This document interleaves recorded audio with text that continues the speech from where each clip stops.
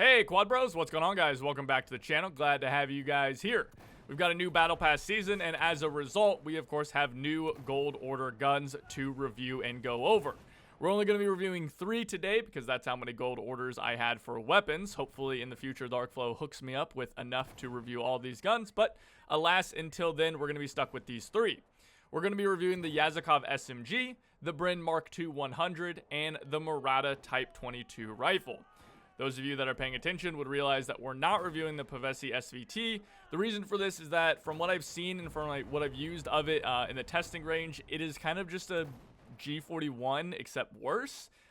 So I'm choosing not to review that one. I don't recommend you guys pick that one up. It just seems really boring. Those of you that have used it, maybe leave a comment below to, talk about it and give your own reviews, or if any other content creators do a video on that, let me know and I'll post a link to that in the description as well.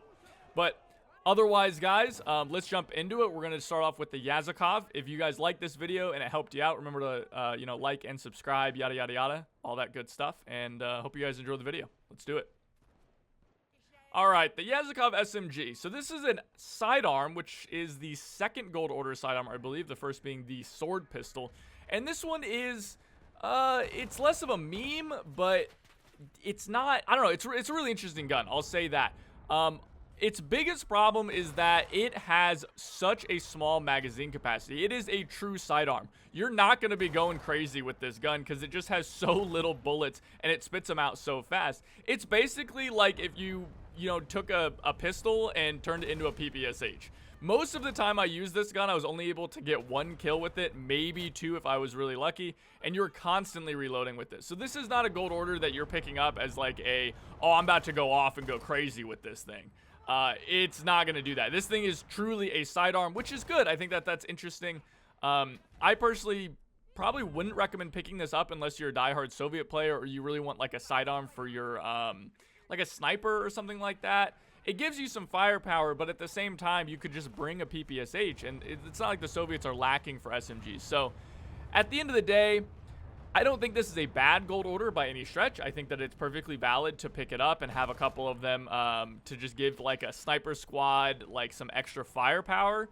But it just, you can see, you click the button once and you're suddenly completely out of ammo. So it's a little bit of a struggle in that regard, but it is very fun to use. Having a PPSH in your pocket is genuinely just really funny to have, and you can pull it out and get a kill or 2 or whatever. So overall, I don't know, like a 5 out of 10 or something like that. Yeah, we'll go with that. 5 out of 10.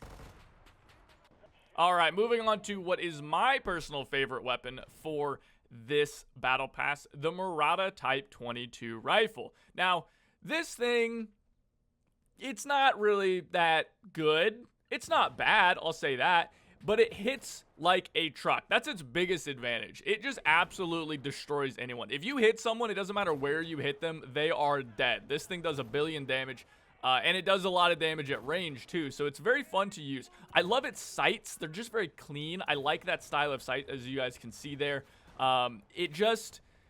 It's just easy to hit people at range with this thing. I would probably recommend putting this on like a scout squad, not a sniper squad, but like a radio operator squad. Kind of hang back at like medium range in like a building and just drop artillery on people while sniping people with this rifle, because it does so well at range. I ended up getting like a 65 kill streak or something like that with this gun because I just sat kind of on the flanks and just picked people off and just harassed objectives and rally points and things like that. And it's really fun to do that. So I would probably put this on a radio operator squad. That's where I would typically use this. It's got a cool reload animation. It reloads very slowly, which makes sense. It's just reloading single shots since it's internal magazine. But overall, guys, it's fun.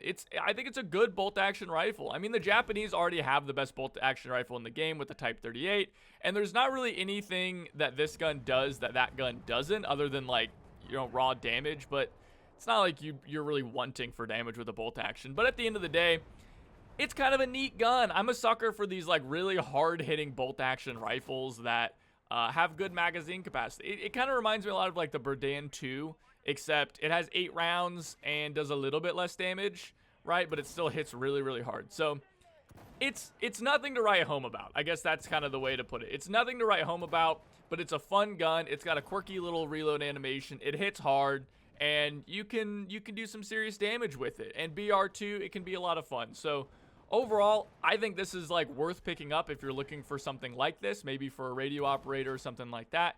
It's certainly fun. It's a fun gun to use. So I'll put it at 8 out of 10. Sure, we'll go ahead 8 out of 10. That sounds good. And finally, we make it to the Bren Mark II 100 round magazine. And guys, I know this will come to a surprise to many of you, but this gun is a Bren gun. I know, that's crazy. It feels like a Bren gun. It shoots like a Bren gun. It sounds like a Bren gun. It walks like a Bren gun. Okay, maybe not that last one, but it is a Bren gun. It plays like it is a tier 2 Bren gun with a 100 round magazine. And that isn't bad, right? I do think that this gun is better than the 30 cal simply because it is more accurate. I think its sights are a little bit better. It's more controllable, right? And the anti-air sight that it has definitely puts it above the Bren gun normally. But at the end of the day, it's kind of one of those things where it's like you're bringing this to BR5, and a lot of the time I found myself just getting blown up by a tank when I use this thing, or I would get killed by like an FG42. It's kind of just like this gun isn't really that useful in BR5 because that's just not how BR5 plays, right? Like BR5, you're spamming T20s and P47s. You're not really using your machine guns that often. Like you can, but it's just not that effective. I will say that in the couple situations I was able to like brace this gun down, I was able to just lock certain areas down because as you can see, it's a laser beam, right? It has no recoil when it's braced down, which is really, really cool. And I love the anti-air sights. That's a huge advantage to me. It is just very clear and easy to just mow people down. But it's a Bren. I don't know what else to say. That's the review. It's a Bren gun with a 100 round magazine. That's pretty cool. It's better than the 30 cal. It's better than a bar. I would probably say it's the best, well, other than the Stinger maybe, it's the best machine gun that the Allies can get their hands on. But that's not saying a lot, right? I would still probably rather have a T20 than this gun. You know, you're gonna lose fights because you're just using a machine gun like this and you're slow as hell and you're an easy shot, or you're an easy target. But it's a fun gun. I like it. You know, in a vacuum, it's a pretty solid gun. And if you put it in the right circumstances, it can definitely lock down some areas and do a lot of damage. So that's really it. Also, your AI still loved to crawl in front of you. That was really annoying. You can see that happening here. But overall, I would say my review, 7 out of 10. Yeah, we'll say 7 out of 10. That seems pretty fair. Pretty good gun. Definitely recommend picking it up if you're interested in it. But it's not anything to write home about. And that's it. Not a whole lot I feel like to go over in this battle pass. Some good guns, some interesting guns.